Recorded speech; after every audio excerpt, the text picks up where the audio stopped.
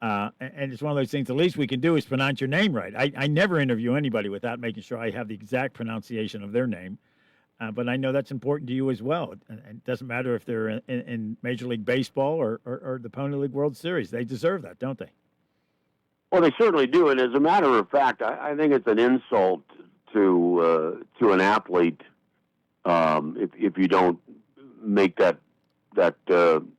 effort and make sure that you got it right. You know, when I was doing high school football, I was amazed at the number of times that I ran across PA announcers for high school football programs that didn't bother to check pronunciations, and boys used to annoy me to no end. That, you know, the PA announcer, you know, whether he was a volunteer or whether he was doing it for a few bucks, the least you can do is go down and talk to a couple of assistant coaches and find out how to pronounce the kids' names. Yeah, and it's not always easy at times. I did some sideline reporting for WMBS here at a game, and I was told, I said, go interview the Uniontown coach when he comes out of the locker room at halftime, and they were losing 42-0 at the time.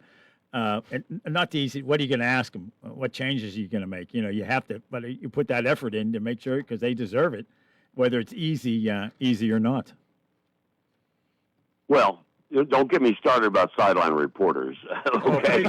Please talk about sideline reporters, Lanny. Yeah, don't get me started on that. Next, we'll ask you about the Hall of Fame. and are there too many statistics discussed during baseball games? Launch angle. Yeah, exactly. Launch angle. Launch angle and distance off the bat and you know, velocity off the bat, and you won't hear any of that during the Pony League World Series. Good. I'll actually watch it. Yeah. I don't need to know launch angle on anything except the planes I'm on. I'd like those to be launched. Launch angle would be a good one. No, but Lanny, what are the similarities and the differences between announcing Big League Baseball and announcing this Pony League World Series? Well, the pony field is 80 feet between the bases, and Major League Baseball is 90 feet. There's really not a great deal of difference from an announcing standpoint. Number one, you need to be prepared. You need to know the game. You need to know the teams, and that's, you know, that was my philosophy when I was doing Major League Baseball, and it's my philosophy as it relates to Pony League Baseball. I you know, it's probably, you know, I'm not. My job isn't to be analytical. My partner Tyler Barnett, that's his job. But in the same token, one of the things you have to realize is that they're 13 and 14-year-olds, and so they'll make some mistakes that you would hope Major League Baseball players wouldn't make. Right. And I don't necessarily think that. Yes, we will from time to time point out some things that, you know, might have been done differently. But then again, as I say, you're dealing with, you know, volunteer coaches or coaches that really, you know, they know the game, but they don't know the inner workings of the game. And so you're never going to be surprised if a player on a Pony League team throws to the wrong base or makes a decision to try to do something, try to get that extra base and make a base running mistake. But again, and this is one of the things I've noticed over the years since I've been doing Pony, is that, you know, after a couple of days, after about 2 or 3 days, I start to forget that these are just 13 and 14-year-olds, because the quality of the play is quite remarkable. Yeah, and of course, it every once in a while there's somebody who just seems so much better. I know when I coached soccer, I never coached baseball. And when I coached soccer, there would be one kid on each team that was so much better than everybody else. It was just almost shocking at times to watch it. Does that happen sometimes at this level? Do you have a pitcher? I don't know. What do 13 and 14-year-olds pitch? 60 miles an hour at the height? Are there some that just blow past batters because they're just so much better? Does that happen sometimes at this level? Yes, it does. Yes, yeah, that's a great point. Yes, it does. But each one of these teams has one or two star players. One of the challenges, by the way, is because of the pitch count. And by the way, for those of you that will be tuning into the broadcasts, and some of our broadcasts will be on Sportsnet Pittsburgh, and the first night, Friday night, will be on KDKA Plus. But one of the things you'll hear us talk about is pitch count, and we'll try not to overdo it. But the reality is that when you're trying to, if you believe that you've got a chance to extend your stay in Washington County, then you've got to make sure that you are not overloading a pitcher on Friday and Saturday, and therefore preventing that pitcher from working later in the tournament. And it is without question one of the major challenges for the managers of these teams. Have you noticed over the years of doing this, Lanny, is there a difference, particularly on the field, but even off the field, between the kids and teams domestically and the kids and teams internationally? Do they play the game differently? The teams from the different countries. What's your observation on that? Yeah, we always seem to, well, not seem to. We always go into this tournament believing that Chinese Taipei is going to win it. And the history is there. Chinese Taipei has most times gone to the championship game, and a good percentage of the times has been the winning team. We have found that the teams that we've had from Europe haven't been particularly good. California typically has great representation in terms of success. We get a team from Bay County, Michigan. This year they'll be coming to the Pony League World Series for like the 15th time in a row. So they've dominated Michigan, and yet there have been few times that they've made it all the way to the championship game. We have Hagerstown, Maryland this year, Bay County, Michigan, Hidalgo, Texas, West Covina, California. By the way, one of the things that I believe I need to do as a baseball announcer is that we will have some really bad games. We will have some really terrible games, high scoring by one team, and we'll get some 10-0, 12-0 games in like the fourth inning. And so one of the challenges that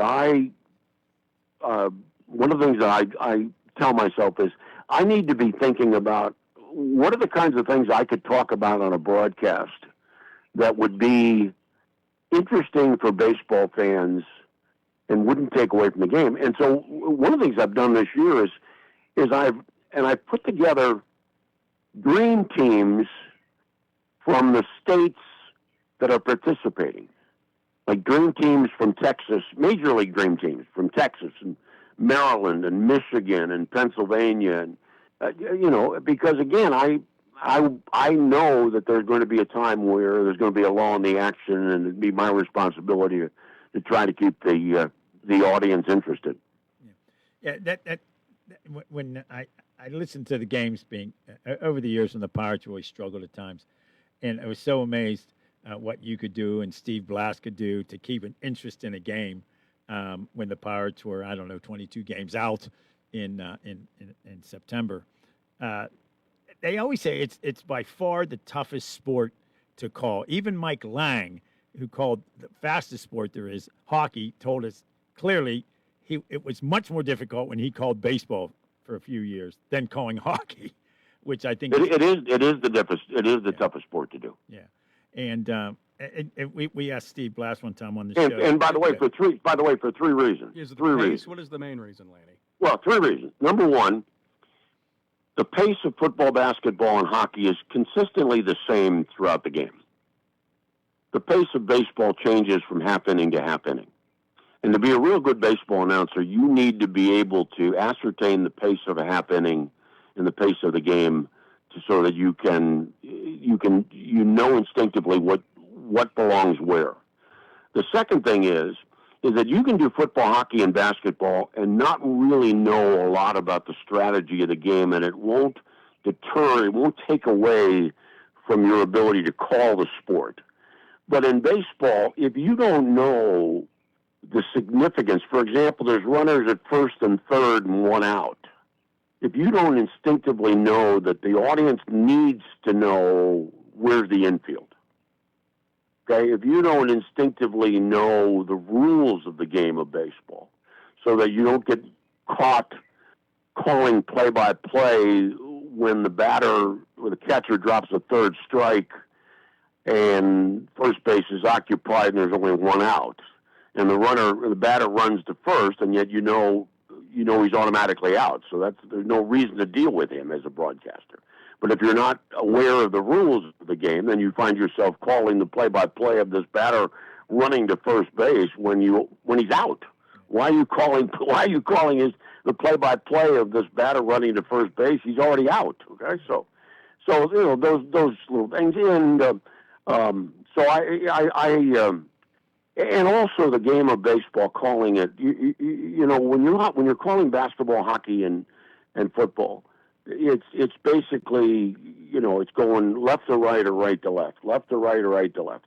With baseball, you're going to have times where there are two things going on at once: runners running the bases and the ball being hit. So it's intuitively necessary for a good baseball announcer to know how do you match up announcing the runners and also announcing where the ball is, and putting that back and forth so that the audience knows what the runners are doing and what are the outfielders doing while they're chasing after the baseball. Yeah, it's funny. And I've played baseball since literally I was tall enough to walk or big enough to walk, and we would play pickup games literally every day of the week, practically every day of the week growing up at Snyder Field down the street from our house. We played constantly. So it was just ingrained how baseball worked. It never occurred to me how complicated the game of baseball is until I coached girls softball the first time these kids ever played the sport, and tried to explain to people, kids, how this works, because it was new to them. They were 4 and 5 and 6 years old. They hadn't played games like that. And that's when it really occurred to me, my gosh, this is a complicated game. Like, no, you run to first base, not the third. Okay, yeah, I know it doesn't go like the clock does. It goes backwards. And we had kids running to third base. We had kids throwing to the wrong base, throwing to third instead of home. It never occurred to me till that very moment. I think I was in my 40s at the time when I realized, wow, this is a complicated sport. Go ahead, Nick. Right. You wanted to jump in. No, Lanny, go ahead, Lanny. Yeah. Just to follow, I talk I talked about this with the Pirates, and I talk about doing West Virginia baseball and talk about it during the point. There is strategic intuition that is necessary to teach young people, and it's not easy to do. For example, if there's a runner at second base and your team's leading 10-0, okay? You as an outfielder, and how many times, by the way, when we were growing up, that we were told that if we're in the field, we need to be thinking about where are we going to throw the ball if it's hit us, right? Well, you're leading 10-0, and there's a runner at second base, and the guy gets a base hit to center field, okay? There's no reason for you to think about trying to throw the guy out at the plate. What you need to throw the ball into second base because you keep the double play in order. It's that kind of strategic intuition that is necessary for the success of any baseball team, and yet it is extremely difficult to teach because it is extremely difficult to replicate when you're going through a practice. Right. You can practice tackling pretty easy. Exactly. But you can't. Yeah, you're right. You can't practice every scenario. You'd have to practice 24 hours a day. Go ahead, Nick. What were you going to say? Lanny, since I have you on, you're obviously a great baseball announcer, but I'm sure you would agree the greatest ever was Vin Scully, and I saw a vignette about him during the Dodger game on NBC. Bob Costas narrated it. It was phenomenal. Everyone should look it up. And I'm not sure we've ever asked you this. Why was Vin Scully the best baseball announcer ever, and what was your relationship with him? Vin was very helpful to me as I was coming up as a young baseball announcer, and you're right. Vin Scully's the best baseball announcer that God ever created, yep. and there'll never be anybody, in my opinion, as good as Vin Scully. The reason being is that when you do 162 baseball games, or however it is, when Vin late in his career didn't travel, so he maybe did 80 games, or maybe went down to San Diego for some games and up to San Francisco. But to be able to try to make every game sound unique is what made Vin Scully so good. And Scully had a tremendous mind. He read all the time. He had the ability to come up with words that were perfect for the moment. I mean, his call of the Kirk Gibson home run, in the year of the improbable, the impossible has happened. you know, When Vince Hank Aaron Scully broke wants Babe to, Ruth's record, that was amazing. That call, my God. yeah, and you know, Vince Scully one day, a TV director got a shot of the bullpen. A guy was sitting down in the bullpen, and Scully said, "They also serve or only sit and wait." You know, I mean, you know, how many American people, you know, will come up and quote Edgar Allan Poe or Dylan Thomas or whatever? But Scully was just so remarkable at making every game sound like it was something brand new. So make sure, folks, you head off to the Pony League World Series. Check out the website, PLWS, that makes sense, .org, PLWS.org. And according to that, it is 2 days, 5 hours, 5 minutes, and 22 seconds until the day that the Pony League World Series starts. The countdown. Hey, by the way, and let me quickly, and I think I did this last year, and I try to do this every time I'm on a radio show. Do not believe the Pony baseball field is not over by where the Wild Things play. Everybody thinks that. You're right. I'm glad you Okay, brought it you're up. right. The Pony League offices are over there. The Pony League baseball field, the Lou Hayes Pony Field, is in Washington Park. It is on the east side of town. And for those of you that are coming from Uniontown, take Route 40, okay, right in over 79 and go over Pancake Hill, and you'll come to Washington Park. Or if you want to go Interstate 70, then take 79 like you're going to Morgantown, get off at the Laboratory exit, go west over Pancake Hill, and you'll see the big banner for the Pony League World Series in Washington Park. Yeah, don't go to the Wild Things field. You'd have to be a knucklehead to do that, and I did that one year, the first time I went many years ago. So I should have known better. PLWS.org. Yeah, Nick. Yes, sir. Nick, you got a knucklehead sideline reporter. Doesn't get any better than that. Absolutely not. Who had to ask a coach who was losing 42-0 in his first game he coached for the team, what questions am I going to ask this guy when he walks out It's of the like locker Jim room? McKay, the old coach of the Buccaneers. Well, let's have a debate or let's have a discussion on the air about unnecessary things in sports, like sideline reporters. Yeah, sorry, Aaron Andrews, but you're not that needed. I'm sure she's a lovely woman. I've met her, actually, but yeah. Who was the one I was crazy about all the time? Oh, Susie Colbert. Susie Colbert, Yeah. they fired her. They're not without talent, but, Right. Whatever. Or looks. Well, there's Right. that. Lanny, thanks so Anyway. much. We always enjoy our conversations with you. Have a great time this week. I know you're going to enjoy it. You're going to work hard, but you're going to enjoy it. Yeah, I'm going to love every minute of it. Thanks, guys. Thanks, All right, Lanny. take Have care. fun. To wrap that up, the great coach of the Buccaneers, well, not great coach. They were awful when he coached them. What do you think about your team's execution, Coach? He said, I'm all for it. I'm all for it. That's great. Let's wrap up the hour. Stick around. We'll be right back. For over 50 years, Mauser's Tire Center has kept our community rolling safely. Located on Route 40 West at Seawright's Crossroads, they're your trusted source for new, used, and recap tires, plus expert repairs. Need a new set or a quick fix? Then call Mauser's at 724-249-2410, and they'll get you ready for the road. Mauser's Tire Center. 5 decades of keeping you safe. Hi, everybody. This is Matt Sapienza, WMBS's Morning Man, here to remind you of the letters for this week's Name It and Claim It Scrambled Word Game. We have 6 letters in this week's puzzle going back into single-digit territory. So let's see if you can unscramble these into a proper word. The letters this week are as follows. W as in warm-hearted. M as in magnetic. Y as in youthful. I as in inspiring. A as in ambitious. And D as in dramatic. Those letters make up one word. You must use all the letters in your answer. No proper names, please. Should you unscramble the letters into the word we're looking for and are the lucky one chosen, you'll win for yourself a $25 gift card to Casey's Sports Cafe, a nice little restaurant just down the street from us here on South Mount Vernon Avenue in Uniontown. So you want $25 worth of free Casey's food on us? Here's how you win it. You send in your answer along with your name, address, and phone number to Name It and Claim It, WMBS Radio, 44 South Mount Vernon Avenue, Uniontown, Pennsylvania, 15401. Or if you really feel like it, you can drop your answer off personally here at the WMBS Broadcast House at that very same address. Either way, make sure your cards get in by no later than 4 o'clock this Thursday afternoon, August 6th. Enter as many times as you like. No purchase is necessary, because it's all from us, your local station, WMBS, the station where it really does pay to listen, the home of the Name It and Claim It game. CareerLink is your one-stop resource for employment and training-related services. Visit CareerLink and you'll have access to many programs and agencies for assistance with economic, educational, and job-related needs. For more information on all the programs available to you, contact CareerLink at 724-434-JOBS. That's 724-434-JOBS.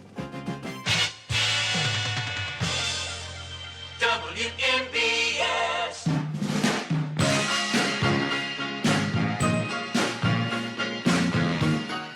That's the boss, as they call him. Hey, I want to thank Lanny for Cherry joining us. Another great conversation. We learned today, among many other things, that Lanny hates sideline reporters. He does, except the ones he worked with personally over the years. Yeah, we're going to talk to him at length someday about all the unnecessary things in